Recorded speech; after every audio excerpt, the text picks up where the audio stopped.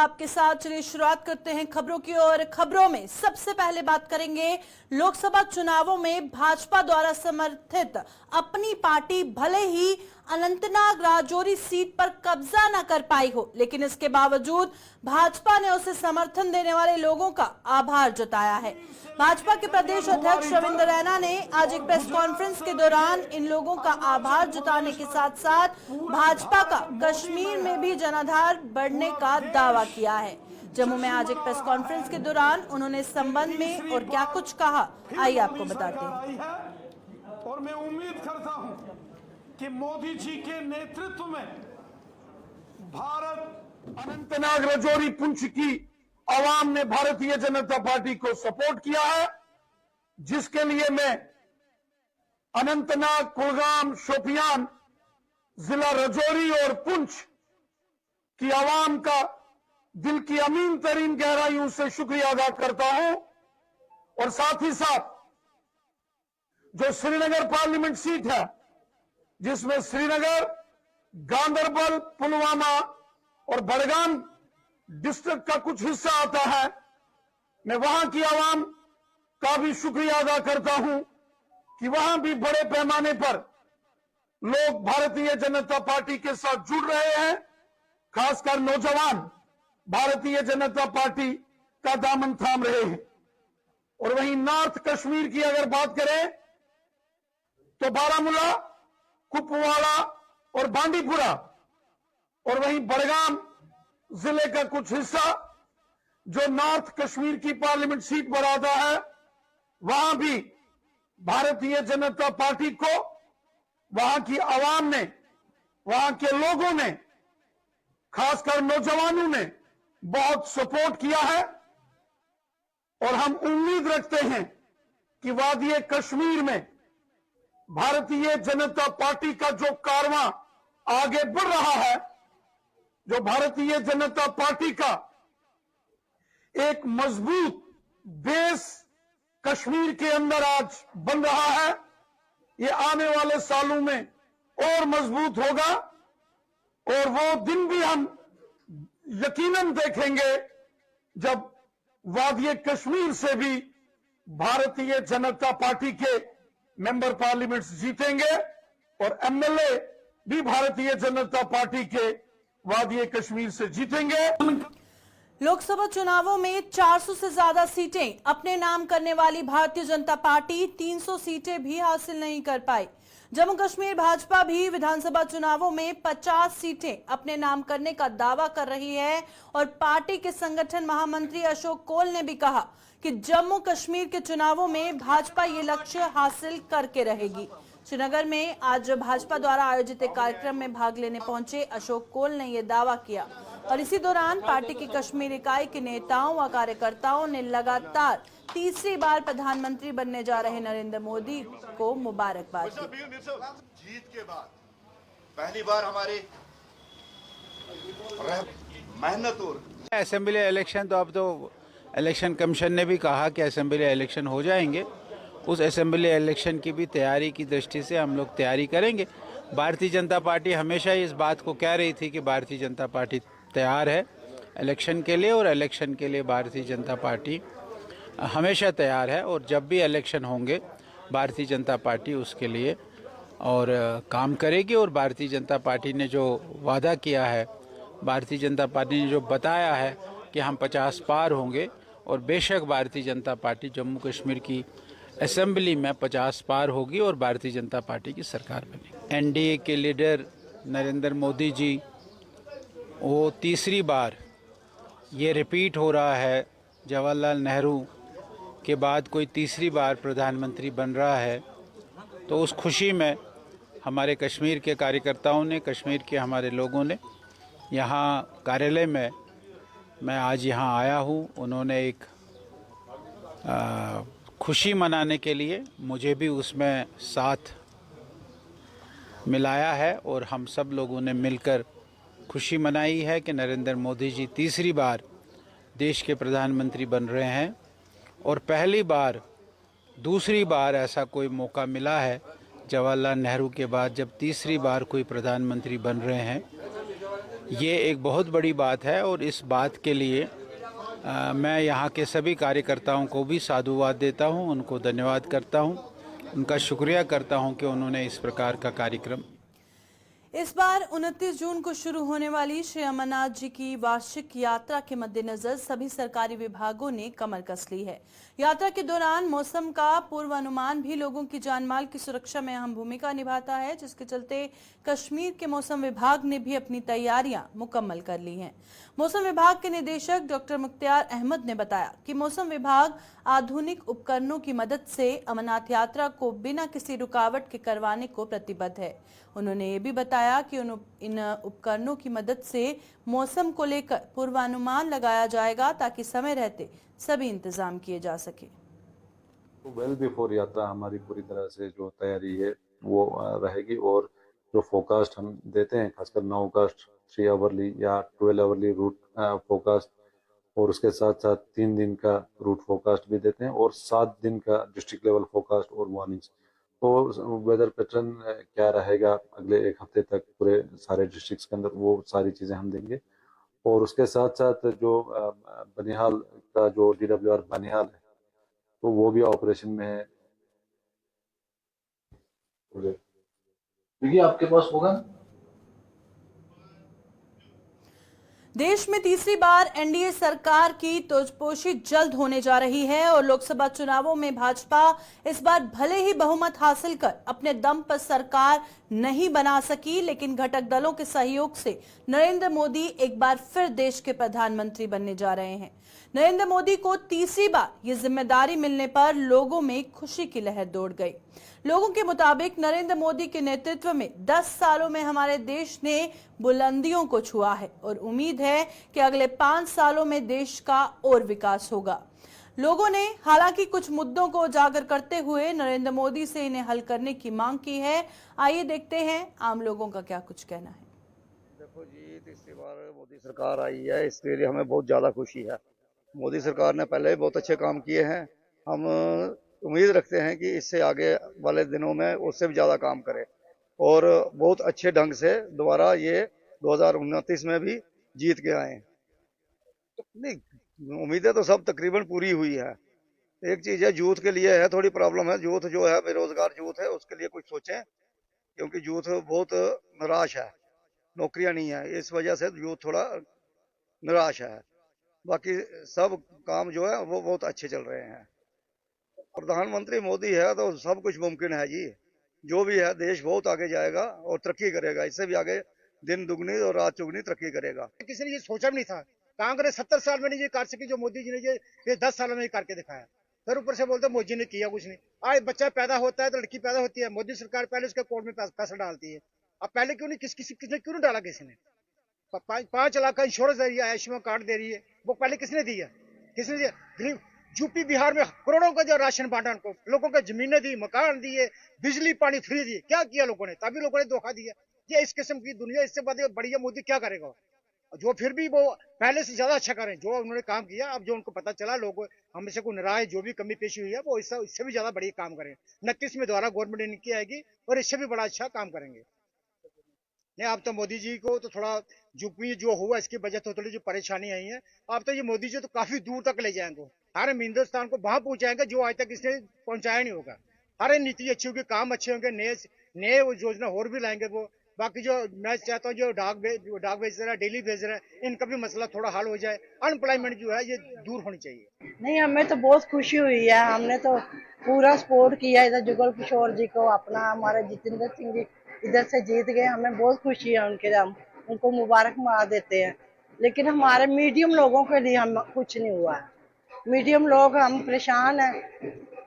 नीचे जो छोटी जाति वाले उनको भी मोदी जी फायदा दे रहे हैं और बड़े जो अंबानी जैसे उनको भी बहुत फायदा हो रहा है, लेकिन मीडियम लोगों के लिए कुछ नहीं हुआ है। हमारी 1,000 रुपये ओनली हमें ओल्ड एज पेंशन मिलती थी, वो भी गवर्नर साहब ने बंद करवा दिया। BPL कार्ड बनवा, हम कहाँ से BPL कार्ड बनवाए? 3-4 बार फूड सप्लाई दफ्तर गए हैं, लेकिन हमारी उधर बूढ़ों की कोई सुनवाई ही नहीं है। हम घर में बैठ गए हैं, 1,000 रुपया मिलता, चलो अपनी दवाई के लिए कुछ खर्चा करते थे। आजकल तो बच्चे तो माँ बाप को, बूढ़ों को तो कुछ देकर खुश ही नहीं है। इसलिए हमें मोदी जी की बहुत खुशी है। लेकिन थोड़ा सा दुख भी है, मोदी जी को हम चाहते थे भाई ज्यादा से ज्यादा MP मिले, वो थोड़ा सा हो गया। चलो अब बन गया, हमें इतनी बड़ी खुशी है। खुशी का पल ही है सर, इस टाइम तो खुशी का पल है। आप देख लीजिए कि भाई जैसे अभी हमारे यहाँ मोदी जी को 240 अपनी सीटें आई हैं, बाकी अपोजिशन को आप देख लीजिए, अपोजिशन को तो टोटल मिला के 230 सीटें ही आई हैं, 235 सीटें ही आई हैं।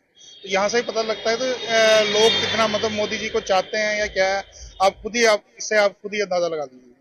तो इन 10 सालों में कार्यकाल में क्या क्या मोदी जी के काम जो है वो सर लोगों ने तो इसी को देख के, इसी को संदर्भ में देख के कि मतलब लोगों ने वोट दिए हैं कि आप देख लीजिए कि मोदी के कार्य विकास का तो यहाँ मोदी जी का तो लोहा माना जाता है। क्यों देख लीजिए सड़कों के कन्याकुमारी से लेके कश्मीर तक मतलब कनेक्टिविटी, जहाँ रेल अभी यहाँ पे कश्मीर में तो थी ही नहीं, कश्मीर में भी संगलदान से भी अभी रेल शुरू हो गई है। आप देख लीजिए ट्रेन मतलब जो कार्य अभी तक नहीं हुए थे, 70 सालों में नहीं हुए थे, वो तो अब मोदी जी के कार्यवास में ही कार्य होने लगे। सर खुशी तो है हमारे यहाँ पे 10 साल तो मोदी जी के पूरे हो गए, अभी 5 साल और देखते हैं मतलब क्या करते हैं आगे तो आपको पता ही है मतलब क्या मोदी है तो मुमकिन है। सभी को हमारा तो यही नारा रहेगा मोदी जी का, मोदी है तो मुमकिन है सब।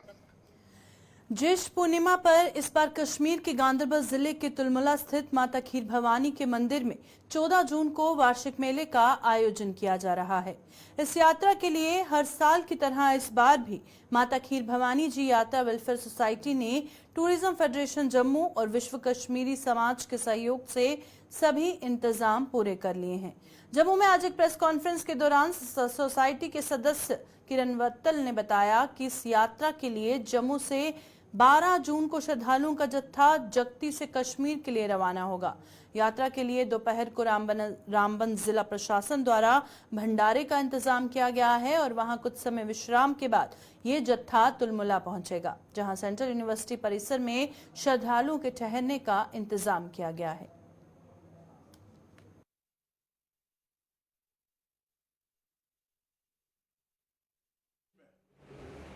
यात्रा का हमारा जाना है किस ये ज्येष्ठा अष्टमी के पर्व पे, वो 12 तारीख से सुबह 6 बजे फ्लैग ऑफ होगी जगती से एज यूजुअल, जहां आपको पता है। हम दोबारा ये रिपीट करना चाहते हैं, 12 तारीख सुबह 6 बजे यात्रा चलेगी और रामबन में उनका अरेंजमेंट हो गया है। DC रामबन से बात हुई है, वहां रामबन में उनका अरेंजमेंट हो गया है दोपहर के भंडारे का। उसके बाद 5 साढ़े 5 तक यात्रा खीर भवानी पहुंचेगी। खीर भवानी में सेंट्रल यूनिवर्सिटी जो है वहां उन्होंने ऑलरेडी यात्रा जो हमारे डिवोटी जाएंगे उनको उधर अकोमोडेट कर रहे हैं रहने। रियासी में पानी के कनेक्शन का किराया अदा न करने वालों के आज कनेक्शन काट दिए गए। जल शक्ति विभाग के सुपरिटेंडेंट इंजीनियर RK गुप्ता के नेतृत्व में एक टीम ने नगर के मुख्य बाजार का दौरा किया और इसी दौरान कार्रवाई करते हुए 5 के लगभग अवैध पानी के कनेक्शन को काट दिया। कुछ दुकानदारों ने मौके पर ही बिल का भुगतान मौके पर कर अपने कनेक्शन को कटने से बचाया। वहीं कुछ दुकानदारों को बिल का भुगतान करने के लिए 1 दिन का समय दिया गया। अधिकारी ने बताया कि कुछ सरकारी कार्यालयों का पानी का बिल भी बकाया है और उन्हें भी जल्द नोटिस भेजा जाएगा।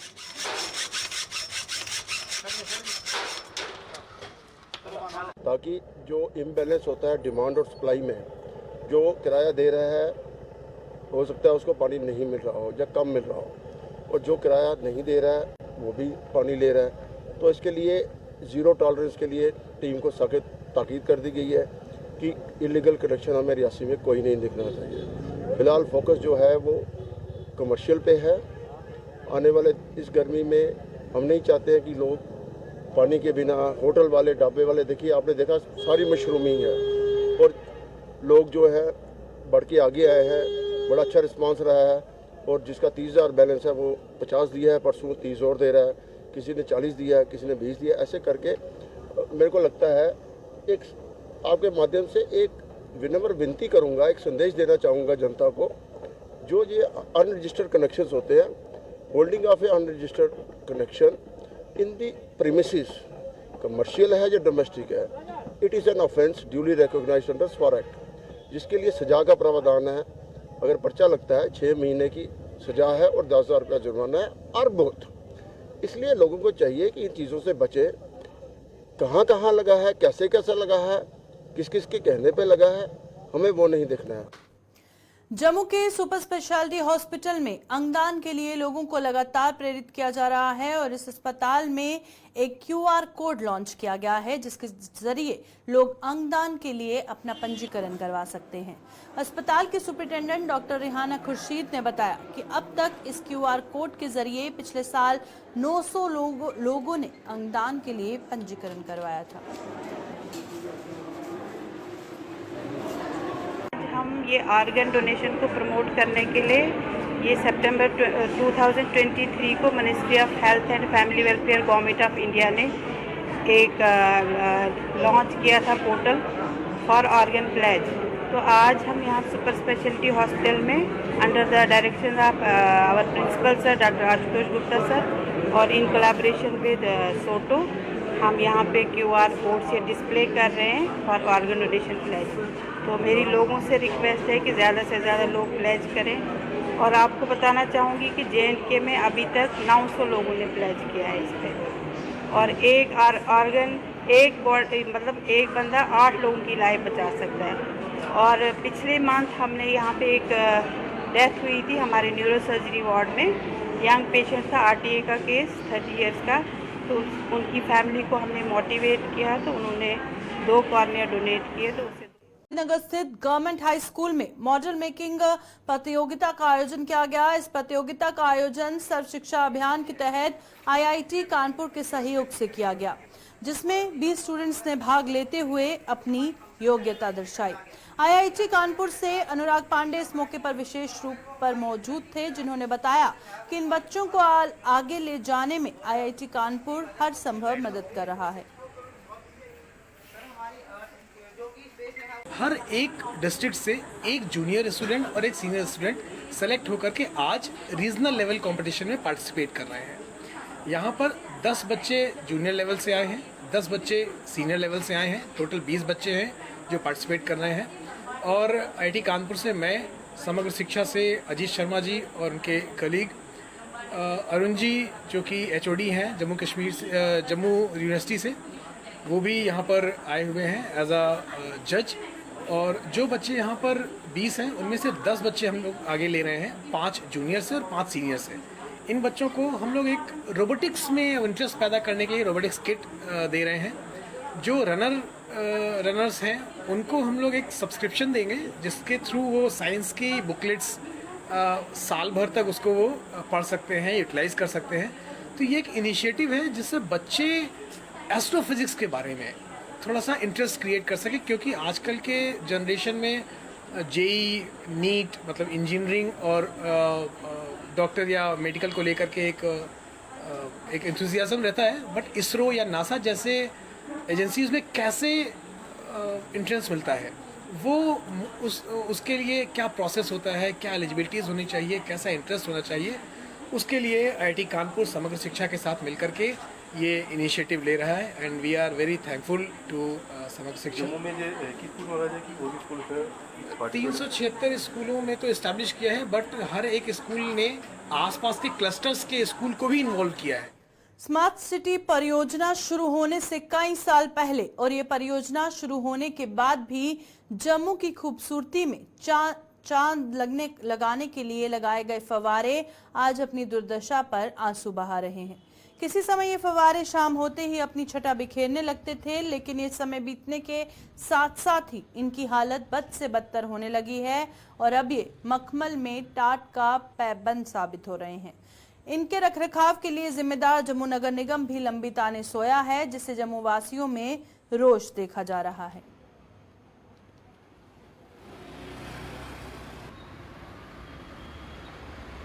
हम आपके चैनल के माध्यम से जम्मू म्यूनिसिपैलिटी से यही दरखास्त करते हैं कि इन फाउंटेन्स को चलाया जाए, जल्दी जल्दी इनका रखरखाव अच्छे से किया जाए, क्योंकि आने वाले समय में जम्मू कश्मीर में एक बहुत ही बड़ी बाबा अमरनाथ जी की यात्रा चलने वाली है।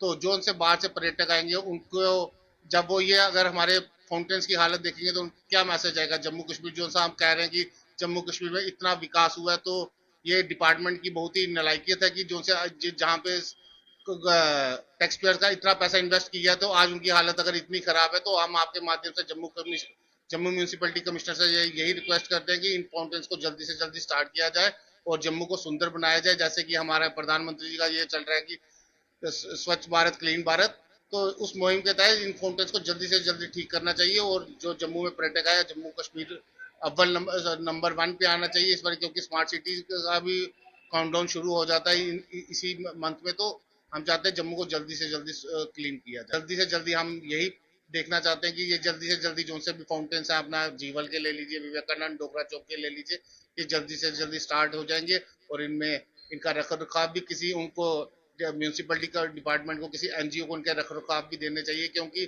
देखिए किसी को अगर हम हैंड ओवर करेंगे तभी जाके ये चीज़ें चल सकती हैं और ये ठीक रह सकती है और इससे हमारे जम्मू कश्मीर को, जम्मू जो शहर है उसको एक अच्छा दृश्य भी मिल सकता है और लोग यहाँ पे शाम को जाके पार्क्स में बैठ भी सकते हैं। जैसे कि स्मार्ट सिटी का काम चल रहा है, तो हमारा आग्रह है smart city CEO GMC municipal corporation से कि वो इन सभी चीज़ों को स्मार्ट तरीके से बनाएं। फाउंटेन लगे हैं हर चौक, हर जगह चौराहों पे फाउंटेन लगे हैं। आप टोगरा नीचे चले जाइए, मुबारक मंडी चले जाइए, जीवल चौक चले, पर उनको वो चलते ही नहीं है। काम क्या उन चीज़ों का लगाने का कि वो अगर काम ही नहीं करें। मच्छर वहाँ पे आप देखो, गार्डन बने हैं, गार्डन की कोई रखवाली नहीं है, गंद पड़ा हुआ है हर जगह। स्मार्ट सिटी है, स्मार्ट सिटी वहाँ पैसे लगाओ जहाँ पे जरूरत है, जहाँ पे लोग जाएं बैठे, ठंडी हवा लें, गर्मियों का मौसम है वहाँ पे जाके बैठे। ये थोड़ी है सड़कें उतार दी, जो बने हुए फुटपाथ वो तोड़ दी, उससे कोई फायदा नहीं है। आप देखिए वो तो है ही है कि जो फाउंटेन चलेगा ही नहीं, उसके अंदर पानी कितने सालों से बंद पड़ा है, ना उसका पानी बाहर निकल रहा है, ना कुछ कर रहा है, ना पे वहाँ पे सफाई हो रही है। जहाँ पे सफाई नहीं होगी वहाँ गंदगी बढ़ेगी, जहाँ गंदगी बढ़ेगी वहाँ पे बीमारियां बढ़ेंगी। हमारा तो यही आग्रह है कि उनको साफ किया जाए, वहाँ पे वापस चलाया जाए और ये आने वाले टाइम में बीमारी आने से पहले उसको सुधार। विजयपुर रगबरोटिया में आज संदिग्ध परिस्थितियों में अज्ञात युवक का शव मिलने से वहां पर सनसनी फैल गई। स्थानीय लोगों ने इसकी सूचना पुलिस को दी, जिसने मौके पर पहुंचकर शव का पंचनामा किया और उसे पोस्टमार्टम के लिए भेज दिया। मृतक की पहचान नहीं हो पाई है और पुलिस ने मामला दर्ज कर अपनी कार्रवाई शुरू कर दी है।